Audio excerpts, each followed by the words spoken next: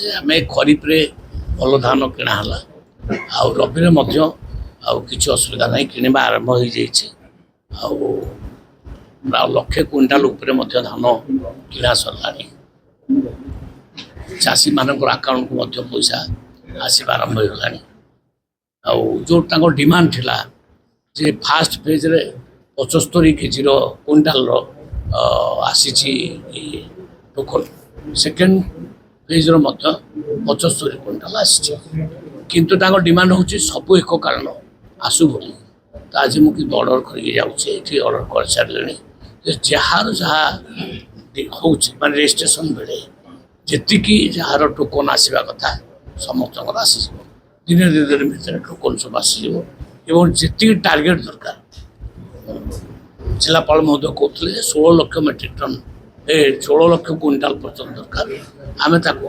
16 ଲକ୍ଷ quintal ଆମେ ନିଶ୍ଚୟ ଦେବା କିଛି ଅସୁବିଧା ନାହିଁ ଚାଷୀମାନେ ଦାବି କରୁଛନ୍ତି ପୂର୍ବ ଭଳି ଡିସେଣ୍ଟ୍ରାଲାଇଜ୍ ୱେରେ ପାଣି ପ୍ରକଳ୍ପ ହଉ ଆଗ ଭଳି ଡିଷ୍ଟ୍ରିକ୍ଟ ଲେଭେଲରେ ଜିଲ୍ଲାପାଳଙ୍କୁ ଦାୟିତ୍ୱ ଦିଆଯିବ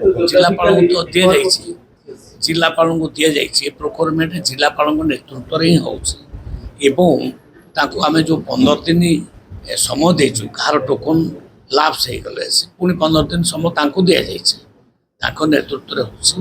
ଆଉ ପ୍ରତ୍ୟେକ ମଣ୍ଡିକୁ ଜଣେ ଜଣେ ନୋଡାଲ ଅଫିସର ଦାୟିତ୍ୱ ନେଇକି ଯାଉଛନ୍ତି ସବୁ ଜିନିଷ ପ୍ରୋକ୍ୟୁରମେଣ୍ଟ ତାଙ୍କ ନିର୍ଦ୍ଦେଶରେ ହେଉଛି ତାଙ୍କ ରିପୋର୍ଟ ଅନୁଯାୟୀ ହେଉଛି ଟୋକନ ପରିଚାଳନା ଆଗକୁ ସେଟା ମନ୍ତ୍ରିସ୍ତରୀୟ ବୈଠକରେ ଫାଇନାଲ ହେବ।